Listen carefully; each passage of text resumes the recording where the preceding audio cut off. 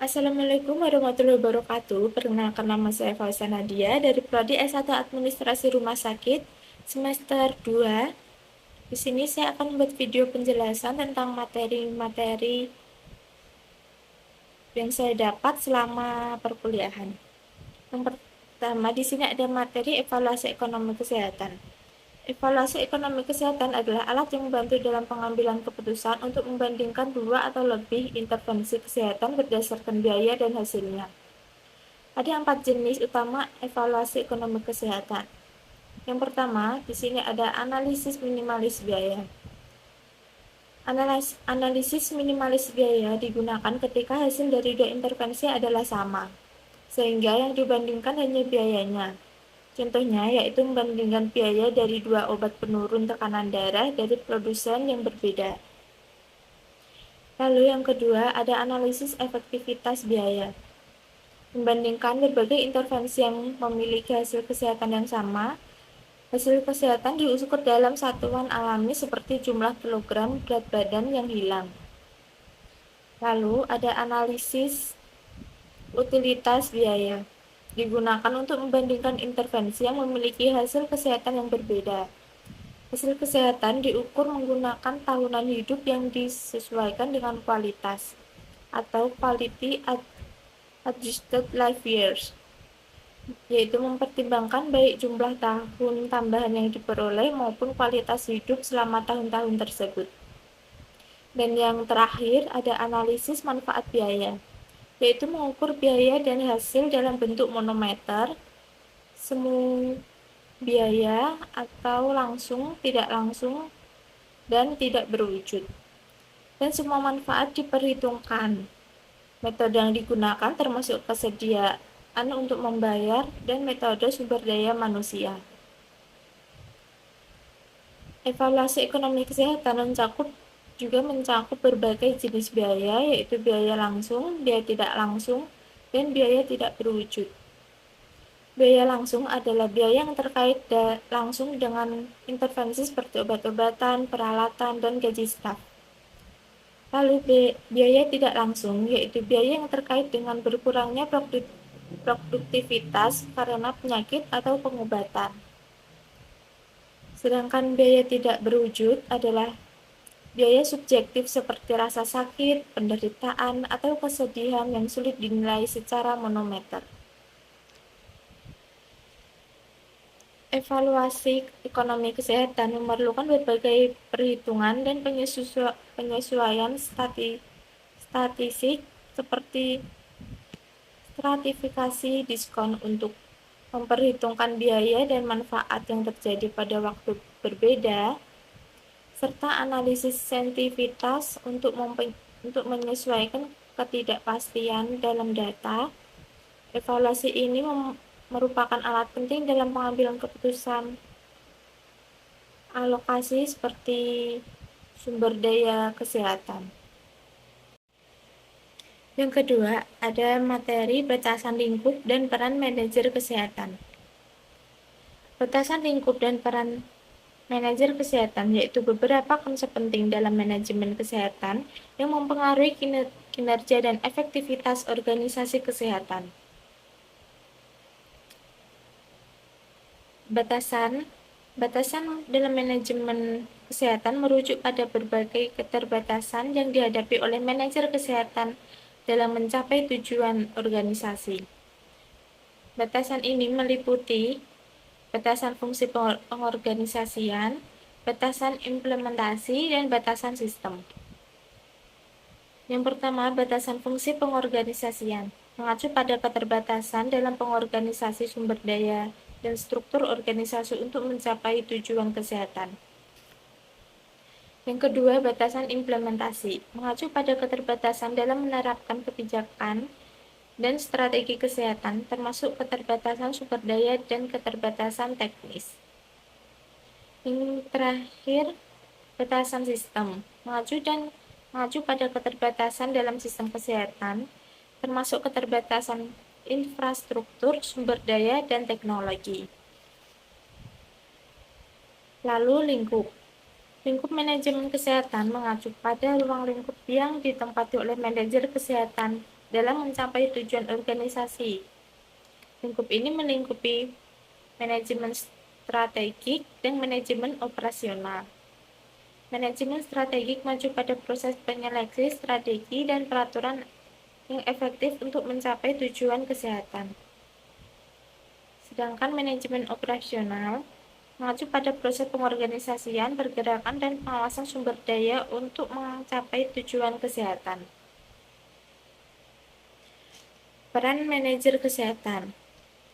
Peran manajer kesehatan melibatkan tugas dan tanggung jawab dalam pencapaian tujuan organisasi.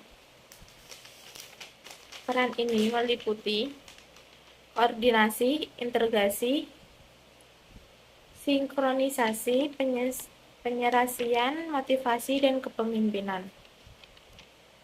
Mengkoordinasi sumber daya dan kegiatan untuk mencapai tujuan kesehatan.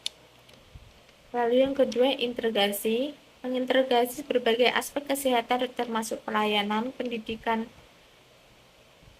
dan pelayanan. Yang ketiga, sinkronasi. Sinkronasi berbagai kegiatan dan sumber daya untuk mencapai tujuan kesehatan. Penyerasian, menyerasikan berbagai aspek kesehatan untuk mencapai tujuan kesehatan. Motivasi, memotivasi karyawan untuk bekerja mencapai tujuan organisasi. Dan yang terakhir, kepemimpinan, menjadi pemimpin yang efektif dalam mengarahkan karyawan dan mengambil keputusan yang tepat.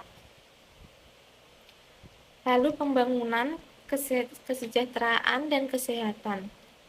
Pembangunan, kesejahteraan, dan kesehatan adalah aspek yang saling berkaitan dalam upaya meningkatkan kualitas hidup bermasyarakat. Berikut ini adalah beberapa poin penting. Yang pertama, ada pembangunan dan kesejahteraan. Ada dua konsep yang saling terkait untuk meningkatkan kualitas hidup masyarakat. Pembangunan kesejahteraan mencakup berbagai aspek seperti pendidikan, ekonomi, dan infrastruktur. Yang kedua, fasilitas kesehatan dan aksesibilitas. Fasilitas kesehatan dan aksesibilitas ini faktor penting dalam peningkatan kesejahteraan masyarakat. Fasilitas seperti puskesmas dan poliklinik berperan strategis dalam memberikan pelayanan kesehatan yang terbaik. Yang ketiga, tujuan nasional dan pembangunan kesehatan. Tujuan nasional Indonesia seperti yang tercantum dalam Undang-Undang 1945 adalah memajukan kesejahteraan umum. Konsep MDGs kesehatan. MDGs adalah suatu upaya bersama antara 189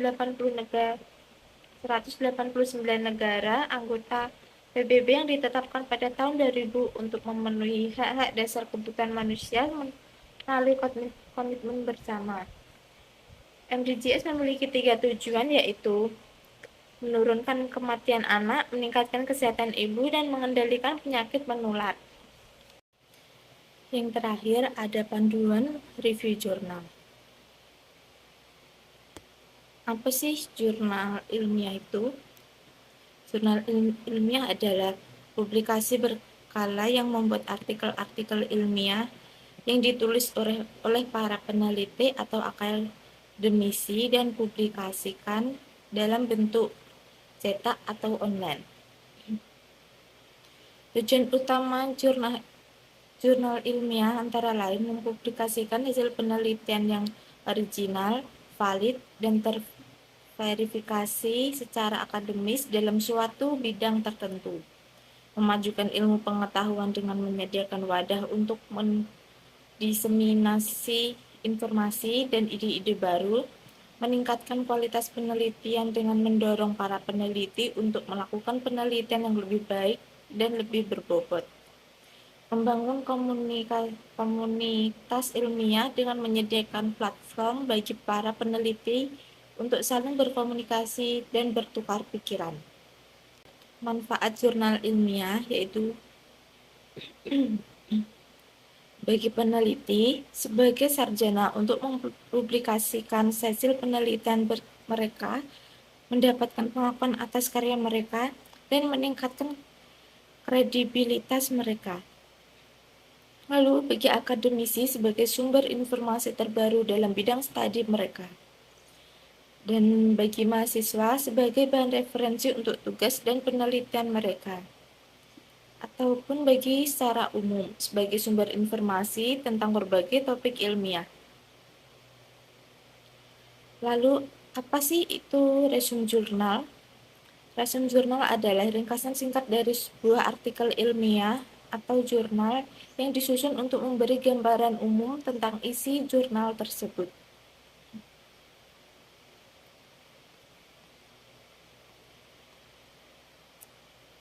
Di sini ada beberapa format resume jurnal, yaitu yang pertama, judul jurnal, yang kedua, nama peneliti, yang ketiga, latar belakang penelitian, yang keempat, tujuan penelitian, kelima, metode penelitian, yang keenam, temuan utama, dan yang ketujuh, ada kesimpulan.